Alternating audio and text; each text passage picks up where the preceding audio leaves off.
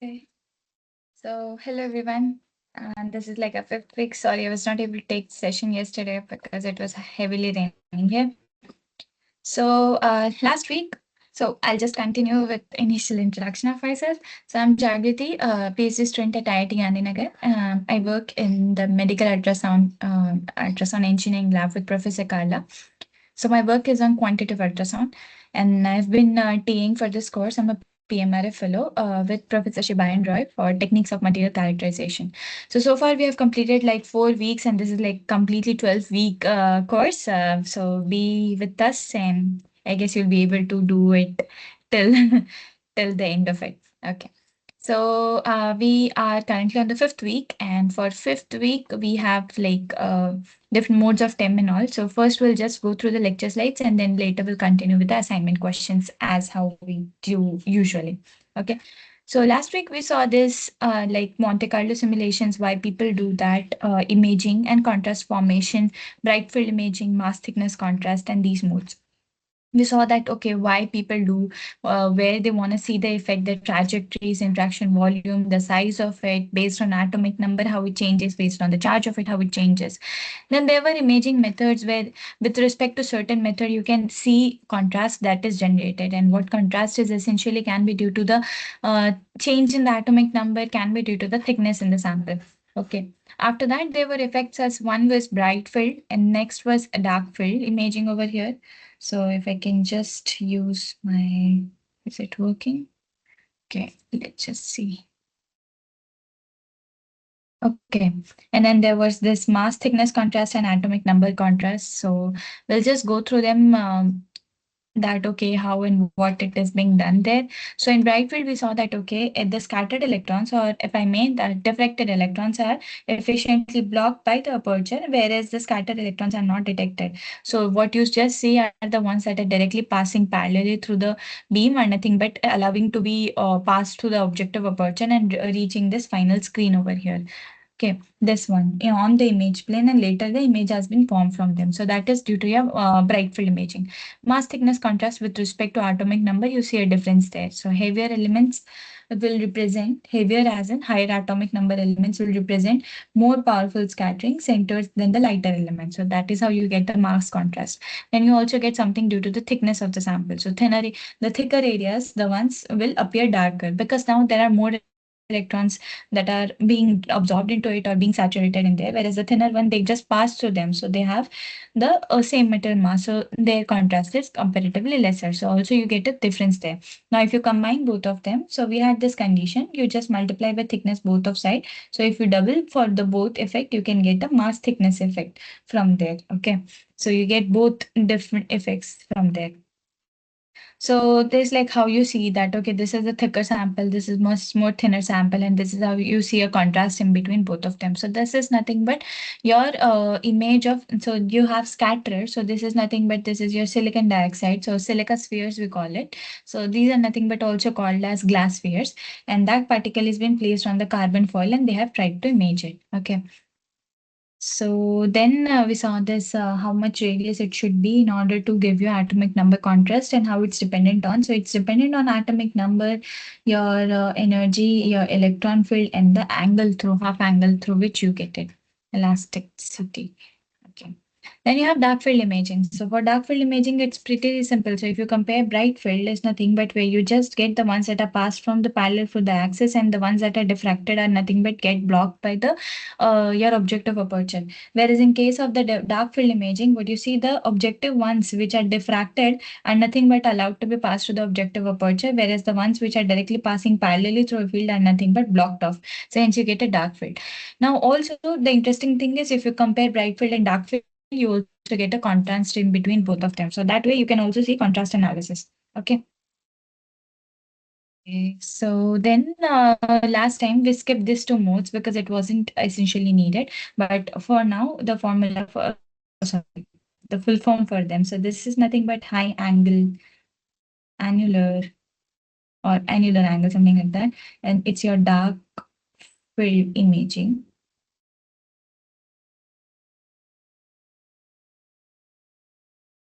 Okay. Whereas the another one, the STEM, so both of them are also combined sometimes. And this is your scanning. So this is nothing but a combination of two modalities. This is your scanning, transmission, so that you don't fear before reading it directly out loud. Yes, transmission, electron, microscopy.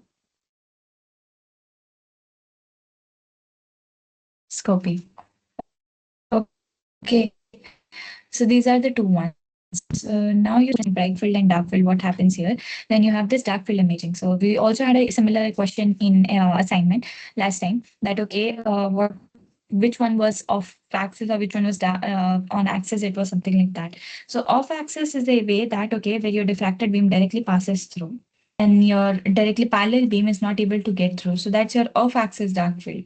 Whereas the on axis dark field is the parallel beam gets passed through, whereas the transmitted beam does not. So that's the only difference in between now. Now, in this case, both of them are the diffracted beams, but diffracted beam will get passed through, but the orientation through which it's passing through. So here your incident beam is coming from parallelly, whereas the diffracted beam is passing here. So it's passing through the aperture. In this case also, how you have the diffracted planes and nothing but they're angled, and these angles help the transmitted beam and diffracted beam to have them pass through along. So that is why hence the name, that is nothing but on axis dark field. So it's nothing but just the ray diagram of it. If you understand it pretty well, you're good to go. So if you see over here, this first, this are nothing but your bright field images, whereas these B, D, F are nothing but your dark field images. Hence you see a contrast in between both of them. Okay. This in a way surrounds the outermost structure as darker, whereas this in a way surrounds the outermost structure. So in a way, you can also see differences in between the impedances, in between the boundary structures, how it's reflecting it off. Okay. Now there was also the contrast that occurs due to diffraction. So if your sample is crystalline enough, now when your sample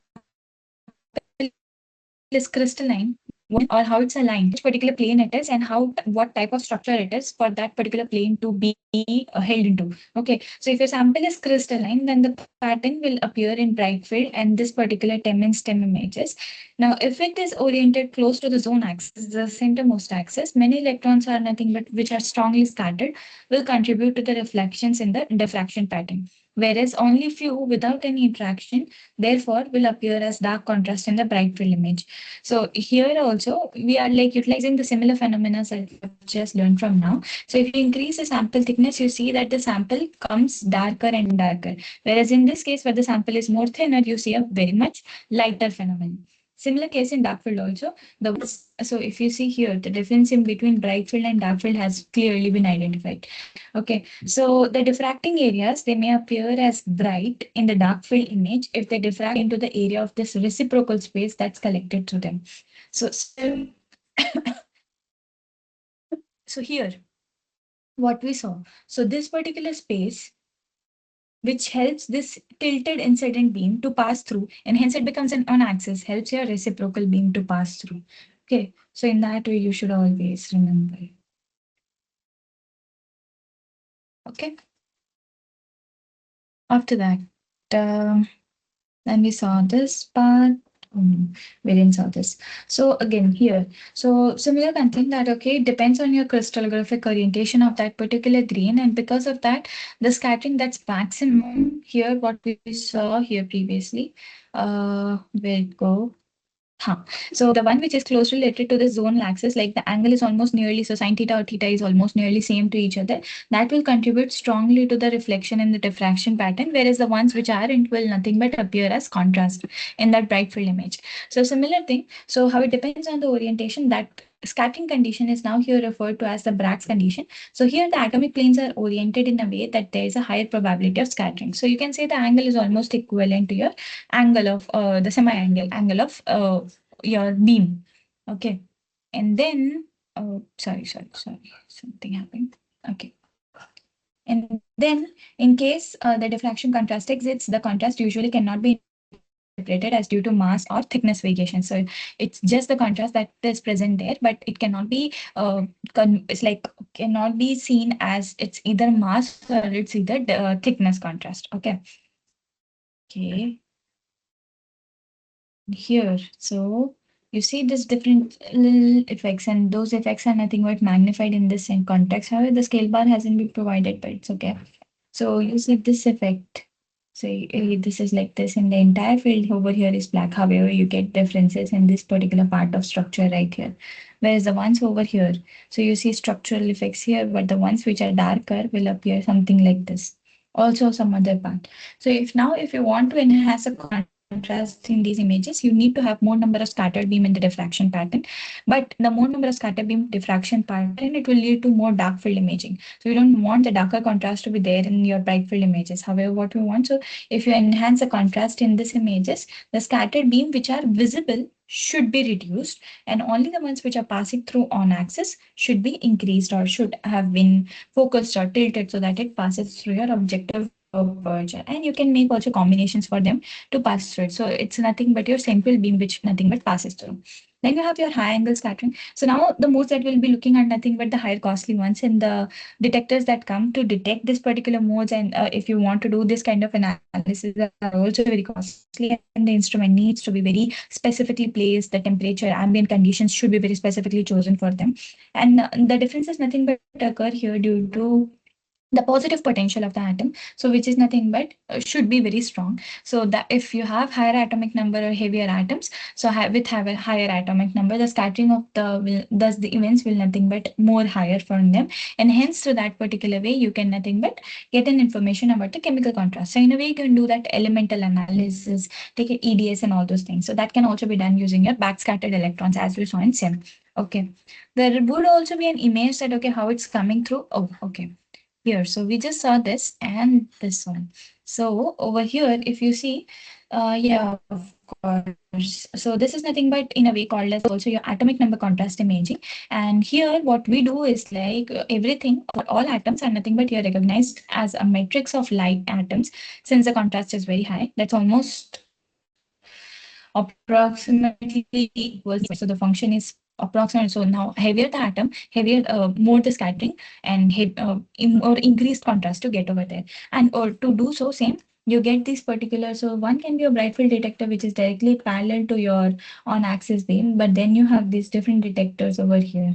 Okay, so that you can do all of your chemical analysis in there. So we already saw this angles. In the angle, if you decrease, the more scattering you get. You increase your angle, your spread increases, diffracted beam gets spreaded. So scattering also reduces, contrast also it reduces in that way.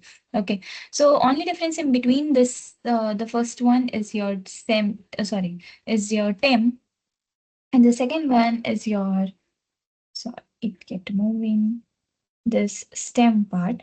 Now what you see over here, this nothing but the image is darker.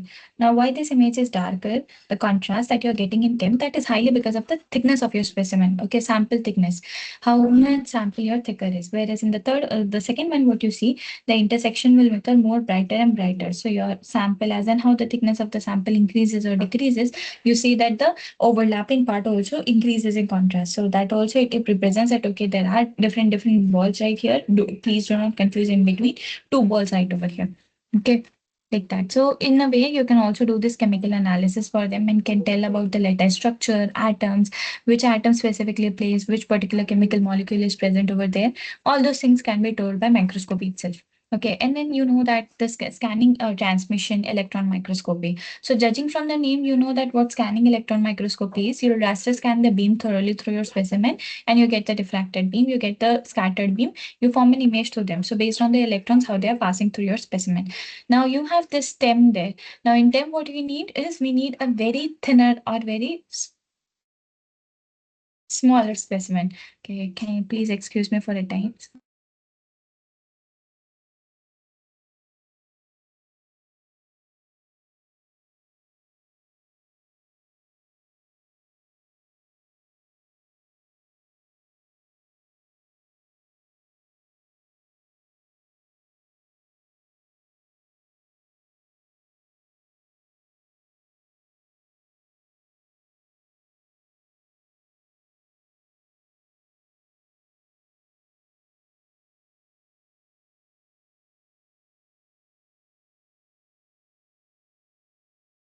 Sorry for the interruption.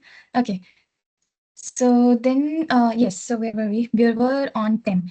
So for TEM, what we need is we need that the specimen should be very thinner enough. And if you have your specimen are not thinner enough, so it won't then into it, and you won't get that resolution level that you usually see when you do TEM with us in regards to SEM. Okay, so but when you combine both of them, you have a very thinner sample. You raster scan your beam, entirely through sample, and you get your images that nothing but you also get differences with respect to your atomic number, and those contrast you get. So if you have these things, what you can do eventually is nothing but you can do this mapping, you can do the chemical analysis, these EELs, there are also different detectors for the same, and this is nothing but now you are going on higher and higher costs. So your system, your equipment becomes more costly and even more sensitive also. So then when we do this, yes, they say that you need exceptionally stable room environment for the same, and then you also need some housings within regards to, because now these like kinds of imaging and these detectors will allow to provide you an atomic resolution. So the numbers that we just saw is like because you need your specimen to be this tiny or thinner, because now your beam is focused onto this smaller spot, and now it's raster scanning. So you can imagine the size of an atom and the nucleus and then how it passes through here. So can get that level of resolution. So now you don't want to have any temperature fluctuation, any level of vibration in your system, any electromagnetic waves or the effects due to them, and acoustic waves, anything that might be related to the room housing of the microscope. You don't want all of those irrelevant effects into there. So you don't want anyhow. So you want it to be safe, you want to be stable, you want to be sensitive as long as it can whenever you're performing the imaging, and you don't want any disturbances in it. So that is how it occurs. Then you have your simple thing that what we learned previously also, that electron diffraction pattern and how diffraction pattern comes. So you have seen this previously, that where you have your minima of the first and second maxima of the first, and where minima of the second interacts, you get the maximum scattering through here, and that is what calls for your airy rings. Now, these airy rings are nothing but something like this, where you see that the most of the light that's passing through is nothing but in the center of this particular spot. So that's your diffraction spot. Then you have scattering of electrons, how it comes. So it's not always coherent, but it's your incoherent due to, if you consider your nature of the specimen. So it is crystalline, polycrystalline, amorphous. Amorphous, if you see, then it can be random. So wherever it's passing through, all of your scattering comes into the way forward way. But wherever it passes through, eventually is nothing but towards the end, what you get is a coherent scattering from all of them. Wherever from where it starts, in which particular direction it starts, it's not coherent in that way. Okay. So they always have different phases in regards to each other, and you see that okay, in the center you always get the maximum intensity, but as in how your angle decreases, your intensity decreases. So that's the case how it happens. So you have maximum energy in the central spot, whereas the energy decreases as in how your beam goes to an angle, so hence it decreases. So there the things are very quite complex. We don't want to learn about it, but yeah, so there are some in different effects going on. However, it's not that linear when it decreases. So that is how you see that effect in there, and everything over here has been made on based off on the assumption that it's all spherical. So spherical scattering, spherical specimen is being imaged, and all those effects have been considered. Okay, so diffracted beam and the direct beam, the angle that is supposed is 2 theta. Now we'll see that why we are doing this, and then based on them. So if you have your atomic arrangements on electron scattering, there are two parameters which are very important. First is your intensity of scattering, and next is your angular distribution of all of these scattered electrons. So how this matrix is being placed will depend on your coherent and incoherent scattering, and how it gives your final contribution to the image and the contrast that's being produced. So first is your angular distribution of all your scattered electrons, and second is the intensity of scattering. Okay, and then you have Bragg's law. So we saw that okay, if your incident angle, so if you see this direct and diffracted beams angle is 2 theta, then you get the n orders of wavelength are is approximately equals to 2d sine theta. Of course, it's not so how we write it as. We first compute it for sine theta and how this can occur. So it can be multiple orders of your wavelength. So it is nothing but n lambda by 2d. So how you take this is nothing but can be in this way. This, and you it's like make it. No, so okay, so you understand why it's 2 over here, right? And why it's 2 theta and now why it's theta. Okay, smaller angle assumptions have been made in their cases. Okay, Okay, so this we saw previously, and then this was in a point where we have an assignment question from. So there were like we considered that okay, everything is nothing but arranged in planes, and the atoms are in the structure of it. Okay, so you have these HU, KV, and LW. How it comes? So we'll just see. The first one is your zone axis. Second one is your zone plane. Okay, so what? 2 minutes.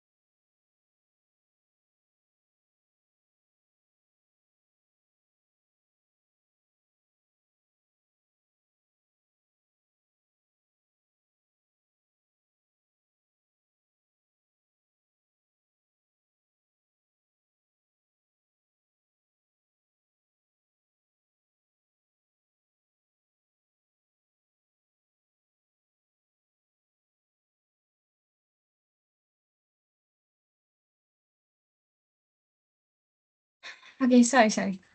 So yes, where were we? We are here. So you have these coordinates. You have u, v, w as your zone axis, and then we have these planes. Just how to solve this simply, and you don't need to solve much or equations. So you know matrices how they works. So you just arrange them in here. So you have u, v, w, and then you have two different planes for them. So you have h1, you have h2, you have k1, you have k2, you have l1, you have l2. Now just solve the matrices for the values of u and v. So how these values comes, you no longer need to remember them if you have not go went through matrices. I'll just show you a simple trick over here. So if you want to compute a value for u, what you need to do is like keep your first finger or something, your hand on the column of u, and then just hide it away. Okay, now what you see is nothing but you see the columns of v and w. You are no longer interested into the first index because that's the zone axis that you are playing into.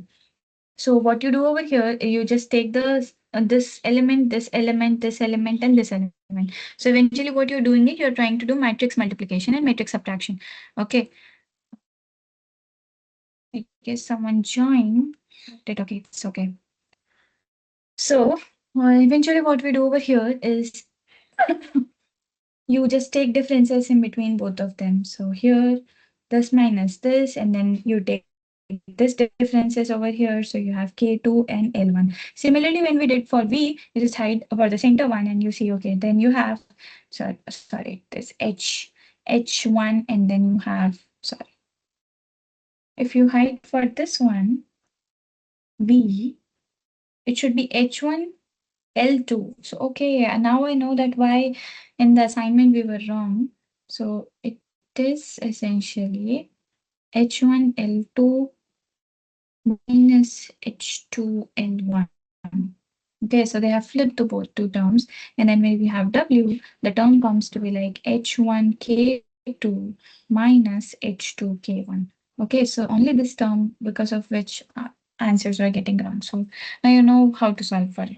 Okay, and then you have orders of diffractions for the same.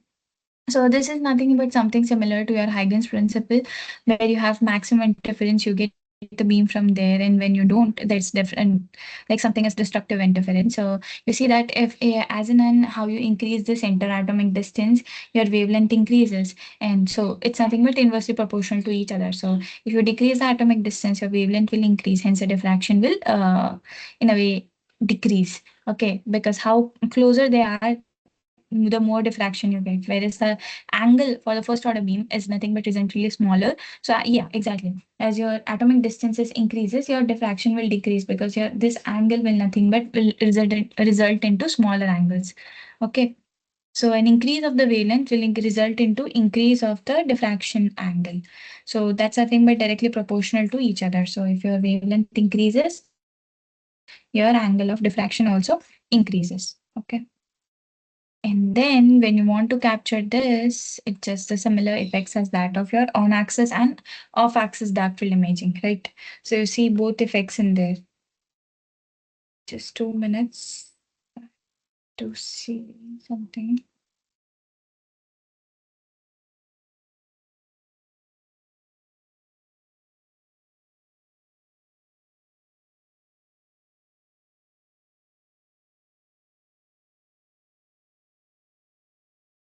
Hmm. I guess my net is lagging.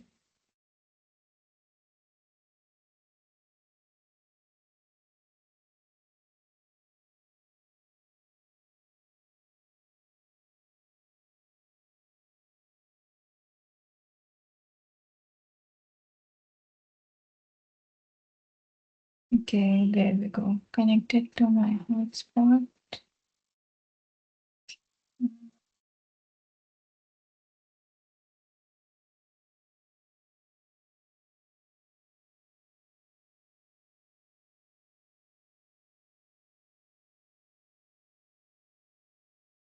Okay, so that's how it with this week's so fourth week's content, and then after that we'll just see the next one. So how to go here? Yes. So for the fifth week, what we gonna do is like we'll just see the first two, and then we'll see the rest in the next week when the assignment is relevant for them. Okay. So we wanted to see how's the difference relationship in between the real lattice and the diffraction pattern in between them. So now you see you have information about your Bragg's wavelength in a case now.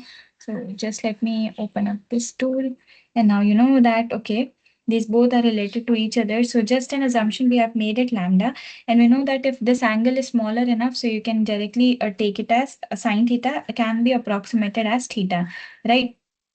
Here it can be approximated as theta. So how do you compute for them is nothing but you get 2 theta here. This is 2 you get as lambda by d. And then if you see for this one over here, for this particular angle, now this angle is also assumed to be that half angle. So if you take tan for this, you get what is tan theta? Tan is nothing but opposite by adjacent, right? So that's nothing but inverse of sine and cos, right? So what do you get from here? Oh, sorry, what happened? Yeah. So what you get from here is if you take the tan of this particular content, you get a distance in between these two planes, and then you divide it by the opposite one. Okay. So if you see this, you can see it like till this particular way. So that's your adjacent, and this is your hypotenuse, the diffracted beam. Right. So this is your hypotenuse. So if you see this way, so you get tan 2 theta is equals to this distance right here, r by L. Now, when you get this terms, over here, what you do is you just take, so of course, now this can be approximated as 2 theta because it's a smaller angle. And then what we previously saw can also be approximated as this. And what you eventually have as this is equals to this. Now, you know what this is? This is your camera length. This is your wavelength of the electrons. And this is the distance, interatomic distance that you have. And this is the distance for the Bragg's wavelength to pass it through. So that's all. So you get all relationships that you wanted to get. So this is nothing but now how you see over here. So R is also inversely proportional to the D spacing of all the diffracting planes. So these all diffracting planes, you get this relationship as that is inversely proportional to it. And now your camera length is no longer dependent on it. Okay. So being said that, we say that okay, if this was constant, so both of them are equal, independent of each other. No, this camera length and this particular, both of them are independent of each other. So their product gives us something useful. And now, if you know a camera constant for an instrument, you can determine simply d by measuring the r on the pattern. So what is r? So the interatomic space in between the distances, or you can say like the consecutive spheres, how they come along. You can just measure the distance in between them. You can compute for it. Okay. Now, this is a part that I am like mostly Okay, I don't usually go through them, but okay, just for a case. So you have a reciprocal lattice. So just simply saying from the terms, it's nothing but inverse of the lattice that you just see.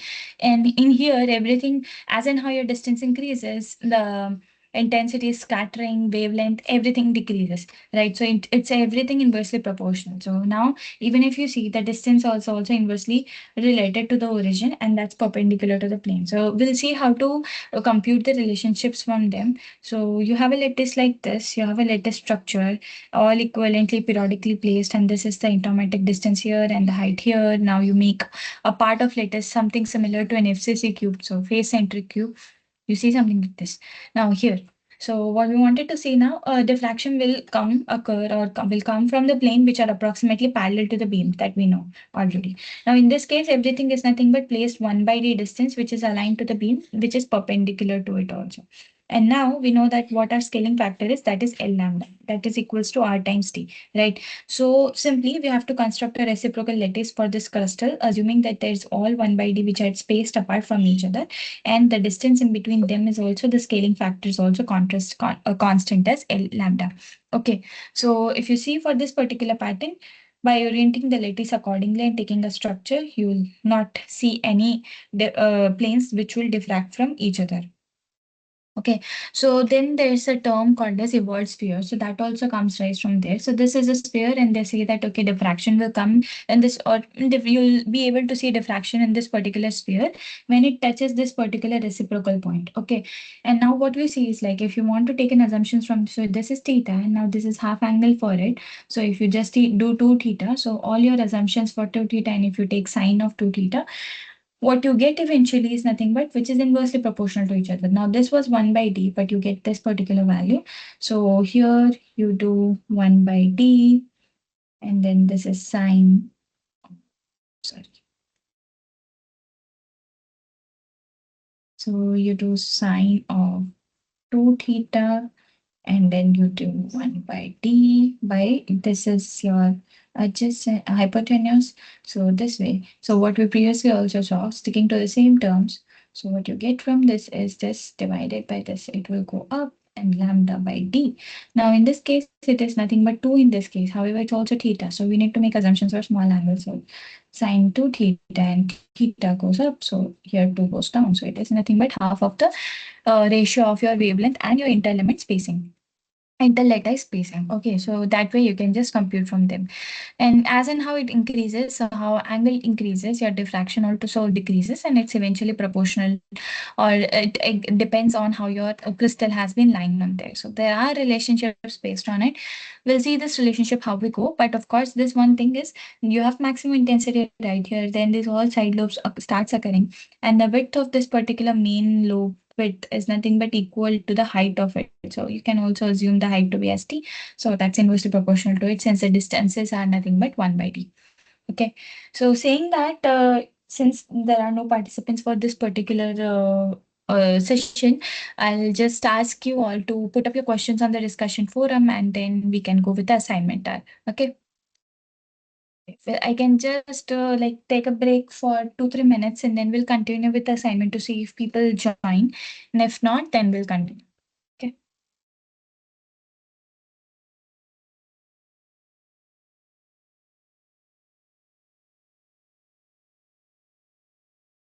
In the meantime, let's go take a look in the discussion forum if there are some questions there. Mm, okay. I suppose this is for this week. This is 2024. Mhm.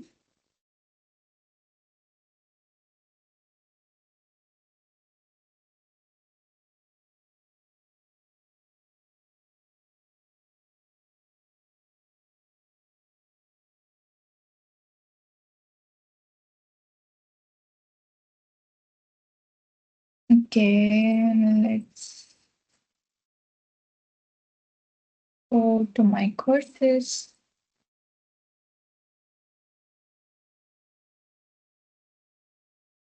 Courses right here. Q&A. So I'm also a student in this course, like all of you. So to see that, okay, how it's going on from the student side, and then I have different credentials to see the TA portal also. So from there, I'm looking. So there's someone as Webhuff is saying for Bragg's wavelength, this follows as this. Okay, yeah, evaluate. Okay, that might be something related to the answers. And there's Arun's is similar to it. Okay, review review. So I guess you all are facing some question difficulties with the assignments and reviewing the assignment questions. Okay, there are still many which haven't been reviewed and been looked through. Okay.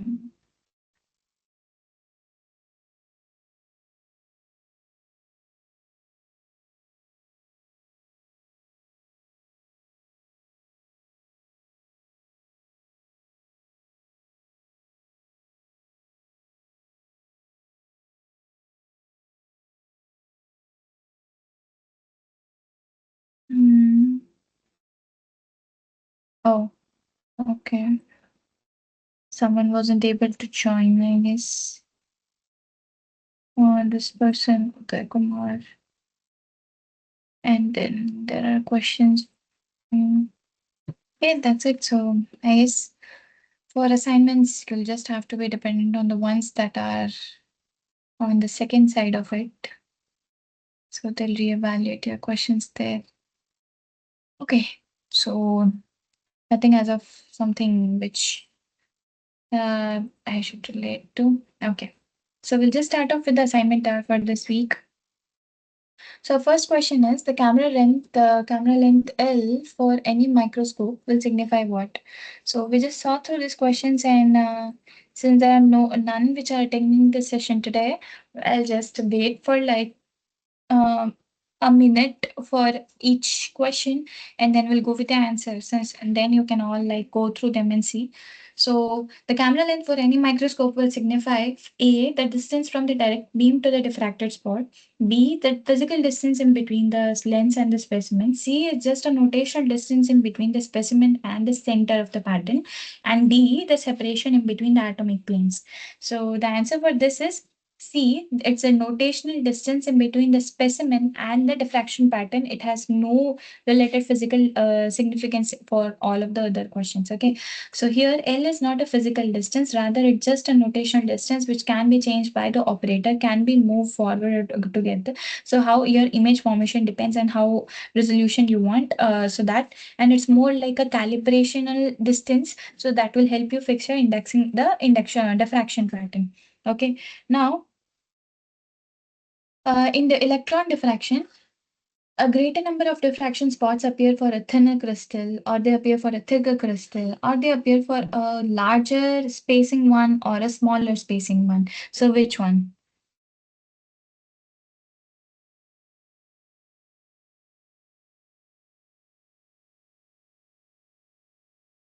Okay. So the answer for this question is A. So it's nothing but it's in higher for a thinner crystal. So higher for a thinner crystal.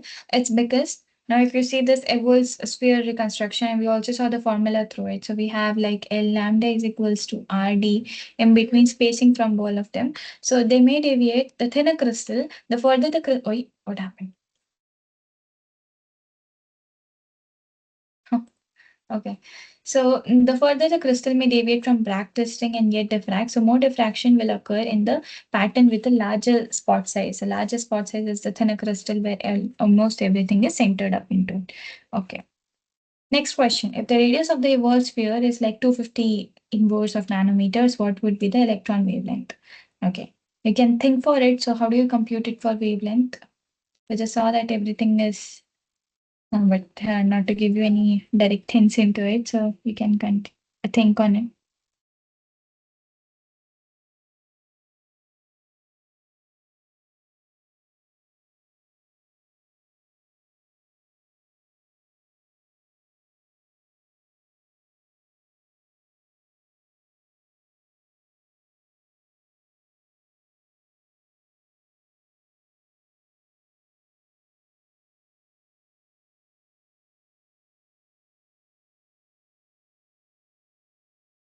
Okay, so the answer is D. Why? Because it's inversely related to it.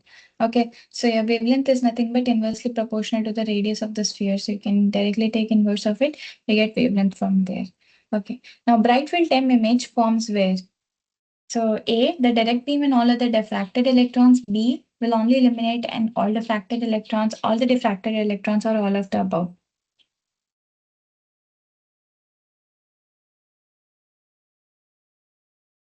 Okay, so the answer for this is B. So it will the direct beam only and will eliminate all the refracted electrons because it's bright field, or else it would have been a dark field effect, right? So it will nothing but will everything will collect as nothing but from the beam that is parallel to the optic axis or our direct beam while stopping the diffracted beams by using an aperture, right? Now choose the correct statement over here. So first A, the structure's factor does not consider the location of the atom in the crystal plane and the type of atom in a structure. So, okay. The structure factor considers the location of the atom in a crystal plane and type of atom. Structure factor consider only this one, and so we all know the answer. So it's like B. So we have repeated it many times, so and it follows this governing equation also. So in TEM, what is bright in the bright field image is bright in dark field. What is dark remains dark. What is dark becomes bright. Or both of them gives the same amount of contrast. So which one is true? So of course, in this case, what is dark will represent it as bright in your dark field image, right? So you know how it's affected. Now in electron diffraction, the center spot is formed by electrons which penetrate straight through the crystal or which are nothing but scattered, or it's usually formed by diffracted electrons or by the backscattered electrons. So which one? You can think through it.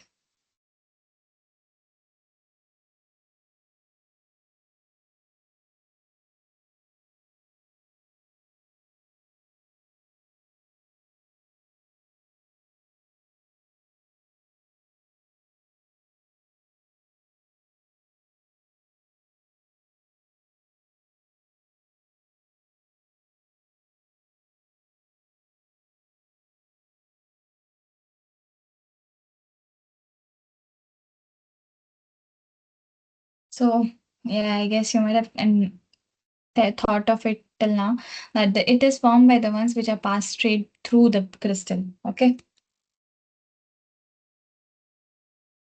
Okay. Now, if you double the interatomic distance in real space, it will correspond to what? Will it compress the reciprocal space resulting in quarter the spacing of the peaks? Or will it expand the space resulting in halving the space? Will it compress it resulting in halving the spacing of peaks? Or will it expand the reciprocal space resulting in doubling the spacing of the peaks? So what happens there? Well, of course, it will compress your space, resulting in halving the peak. So we'll know that if you double something, your spacing in between the peaks will also be decreased. So that's directly D and R inversely proportional to each other. Those plates you can consider. And for an FCC crystal, what's the best possible diffracted film? So this is your face-centered crystal.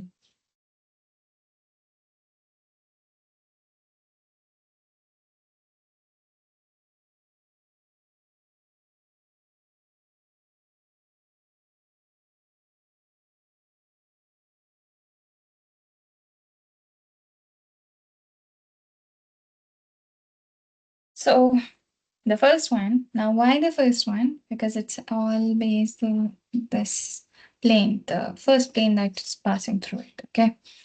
Now choose the correct statement. A diffraction pattern consists of several planes belonging to one zone parallel to the beam. It's perpendicular to the beam, or it's mutually perpendicular to the beam, or is it an inclination to the beam? So where does your diffraction pattern occur? Two zones with the zone axis ZA. Okay. Bit tricky, but yes, the answer is A, where you see that it's parallel to the beam. So you don't have to think much into it. So it's just that the beam will stay parallel to the axis due to extremely smaller wavelength of electron, and they also stay parallel to the zone axis from the diffraction pattern. The central spot is formed by the electrons, which are not scattered and will nothing but pass straight through the crystal. Okay, now this one. The dislocation contrast is possible to appear when your first is your diffraction vector, second is your this Burger's vector of dislocation. So when it occurs, this contrast is possible to appear when what happens? So these are your vectors. Vectors can be multiplied. So of course, it's a cross product from both of them and greater than zero, addition of them and division of them. The answer is this one. cross product name. Why? Because if it's perpendicular enough, the cross product will eventually rise to 0. Oh, now they say it as dot product quantifies. This dot product quantifies. Dot product.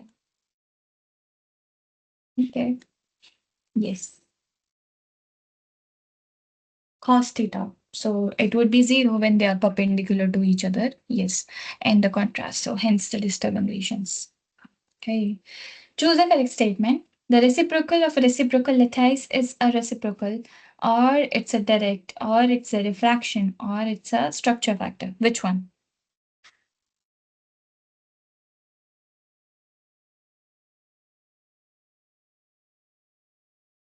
Any guesses?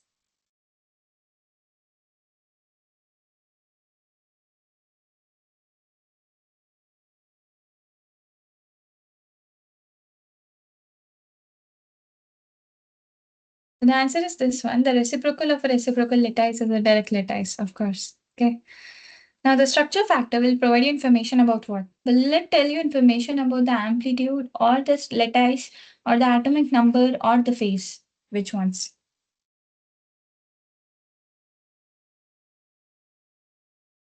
So the answer is this, it will tell you. So at first you might think that it will help you, it will give you what the lattice parameter, but then you'll say, okay, no. But then the structure factor has atoms in it, so probably the atomic number, but no. But what eventually this structure factor and lattice, everything is up to. It's about nothing but how the crystalline structures are placed along, how their orientation and alignment is. So their phases are the ones which are important for the diffraction and scattering to occur there. So the phase of the X-rays which are diffracted by the crystallographic plane. Okay. So the real and reciprocals of we just saw now, they are inversely related to each other. Okay. And then probably the last one in transmission electron microscope, on the transmitted and diffracted are used, or on the transmitted or diffracted or scattered. Which one? So the answer for this is A. That is both diffracted and transmitted are used for imaging. So through diffracted you get different contrasts. So transmitted you get bright field imaging. So both of them can be worked. Okay.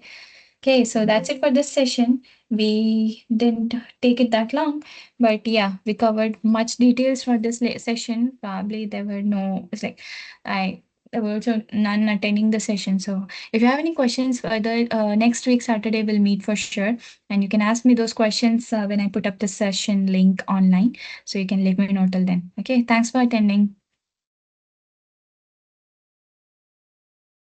So if needed, I'll be there in the session for like next 5-10 minutes to make it up to an hour, and then I'll close up the session. Okay.